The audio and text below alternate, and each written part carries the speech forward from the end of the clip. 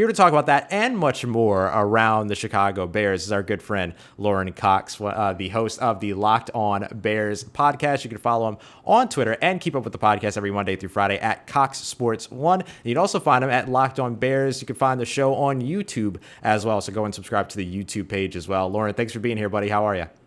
Hey, I'm doing well. Just trying to find out if the greatest quarterback of all time was talking about my team as which team had to be the MFers. But it is amazing how he can say one sentence in 3 seconds of a social media trailer clip. Oh, yeah. Blows up 5 different fan bases that are all trying to figure this out. Yeah, it's really, really remarkable. So let's start off there. You hear this comment. You're sticking with that mother expletive deleted, talking about a team that he wasn't very interested in, but was trying to court him. But then I guess they changed course at the last second and decided to stick with their quarterback. What's the evidence? What's the idea in terms of his, the holistic view of all of his comments around it potentially being a target at the Chicago Bears? I wish I could pull a Sherlock Holmes hat. I know, right? Magnifying glass. Yeah. Let's investigate and see what we got here. No, so the exact quote from Tom Brady is one of the teams, they weren't interested at the very end, and I was thinking, you're sticking with that mother, and cuts off intentionally to grab your attention. So, you start to kind of go back through that free agency period. The Saints were reportedly interested in Tom Brady, but then Drew Brees comes back, so that kind of fun. He wouldn't refer to that Drew Brees as that MFer. There's a level of respect there. The Chargers were one of the teams that were presumably heavily after Tom Brady, but they were after Brady after Phillip Rivers already said he was going to leave. They had parted ways, so there wasn't a quarterback there for them to stick with. There was no MFer left. Good point. They signed Tyrod Taylor later, but can't be the Chargers. So then for me, kind of comes down to the Bears or the 49ers, Jimmy Garoppolo, Mitch Trubisky. I mean, the Titans and the Raiders were those teams that were thrown out there as maybe interested, but it was fully reported with credible, local and national journalists that the Bears made Tom Brady an offer. The 49ers heavily pursuing Brady. So those are kind of the two that we know are there. And so then is it his past relationship with Jimmy G on the Patriots where he's they're sticking with that guy? But the 49ers just lost the Super Bowl that year. That was, Jimmy G goes 13-3, played bad in the Super Bowl, but wasn't as though the 49ers were questioning at that point whether Jimmy Garoppolo was going to be their guy. So you can make a strong 49ers argument, but it seems to make the most sense for me that the 8-8 Bears coming off of a super disappointing 2019, they were trying to build off of 2018, and they're, they go to the playoffs and have the double doink the next year. They're trying to come back and be better. They fall short, and then they pursue Tom Brady and say, no, thanks. Brady could say, you're sticking with Mitch Trubisky after that you had, well, I'm available. It seems like there's a lot of evidence in that investigation. Yeah, absolutely, Lorin. But I mean, so let's assume it was the Bears. Just for the sake of the conversation, let's assume Tom Brady was talking about the Chicago Bears. And like Raj just mentioned, I mean, the report is right. He wasn't really interested in them in the first place. They kind of threw their name in the ring, and then they pulled it out. And he's like, I didn't really want to date you anyway, but you called me, and now all of a sudden you're blocking me. What's the deal there? How is it? I mean, how's the aesthetics on that? If Tom Brady, the greatest quarterback of all time, looking for a new home, really is just kind of not interested in your team. Do you think it has more to do with, it's Chicago, it's not Los Angeles, it's not a beach, it's a cold environment? Or do you think it has more to do with the state of the Bears as they were in last year and then coming into this year? How does that kind of make you feel if that is in case how he feels about your team? Yeah, I mean, we all kind of knew last offseason that yes, Tom Brady was going to be available, but you couldn't find a Bears fan within 100 miles of Chicago that thought, oh yeah, he's going to come here. We're going to land him. This is our plan for the offseason. So I think for me, it was all a bonus. It was whoa, the Bears are pursuing Brady. They're interested. There's a chance. So you're telling me there's a chance. That's about where we stood. So it wasn't well, Brady turned the Bears down. Oh, woe is me. I can't believe we didn't get the greatest quarterback of all time to sign here at the free agent. I mean, it was more frustrating that they traded a 4th-round pick for Nick Foles than it was that they didn't land Tom Brady. Sure. Phillip Rivers was available, Brady was available, Bridgewater was available. Even Andy Dalton you could have signed him for free and not have to trade a 4th-round pick for Foles and to give Foles a renegotiated contract extension that guaranteed 3 years of that deal. So he's still stuck with them on the roster, and they're trying to get rid of him 12 months later, and still then bringing in Andy Dalton for more money than he would have been the year before. That's the frustrating part more than Brady picked a different team. Yeah, it's almost more about what they did do than what they weren't able to do, if that makes sense, in terms of where they go next. So they aren't able to get Tom Brady before the 2020 season, but they come out of the 2020 season with a with a playoff appearance.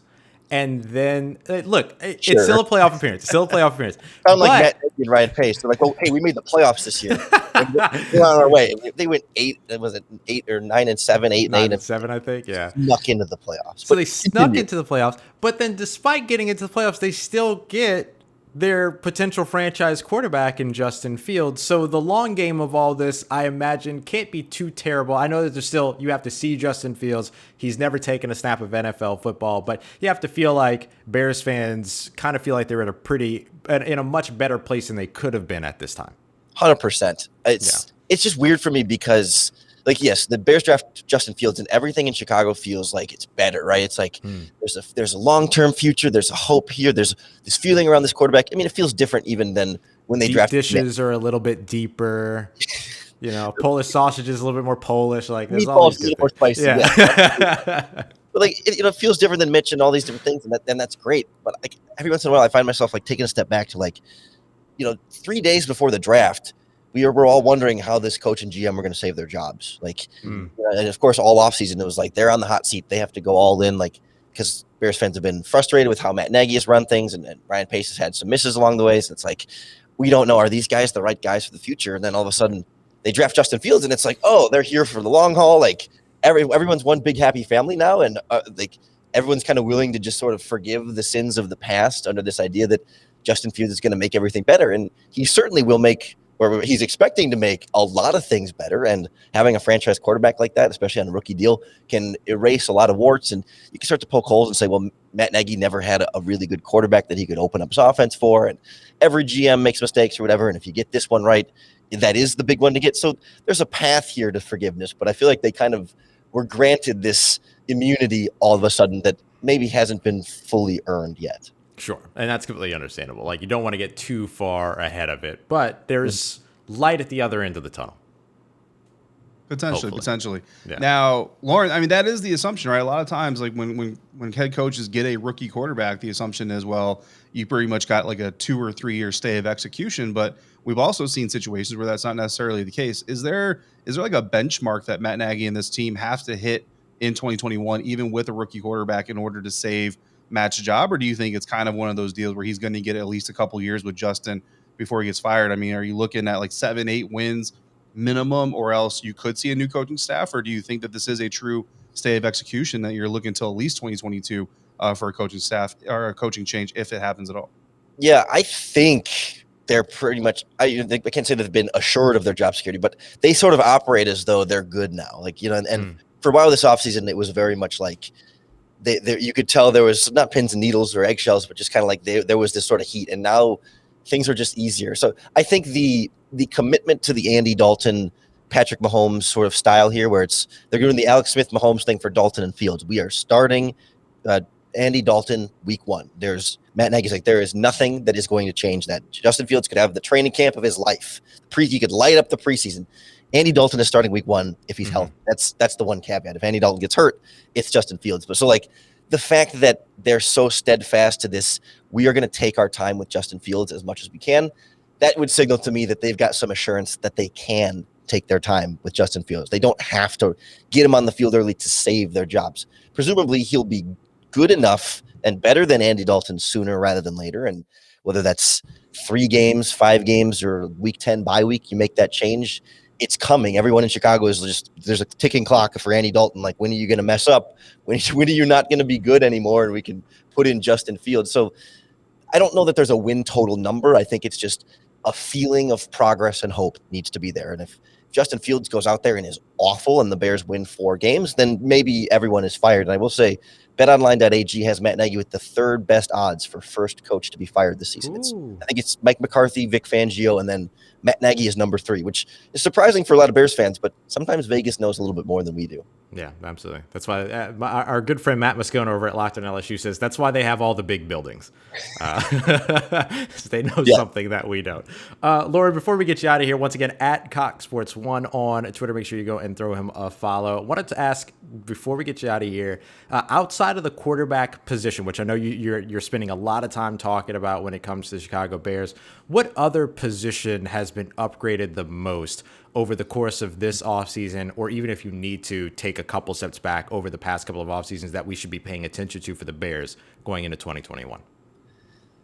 This is what's so weird about this team, right? Is that they've had to shed salary this year, and they've kind of just had to replace guys. Like I can't point to like a position specifically that is drastically upgraded. I mean, like their backfield is going to be a lot better this year because Tariq Cohen was back from tearing his ACL last year, and they signed Damian Williams from the Kansas City Chiefs. So it's like, I mean, it's one veteran minimum free agent. Doesn't feel like a huge upgrade, but they finally have 3 running backs instead of last year when David Montgomery got hurt momentarily. It was Cordell Patterson is RB1, give him 25 carries, and the undrafted free agent behind him will get in there too. So that'll be some improvement, but a lot of turnover on the offensive line. They're going to start Tevin Jenkins as a rookie at left tackle. They had to release Kyle Fuller at cornerback, and their secondary is going to look a lot different now. And it's pretty much otherwise the same front 7 too. So there's not. That's what it's weird. Like I was saying with this offseason, where it's like, it doesn't feel like the Bears got a lot better. It doesn't feel like Matt Nagy and Ryan Pace did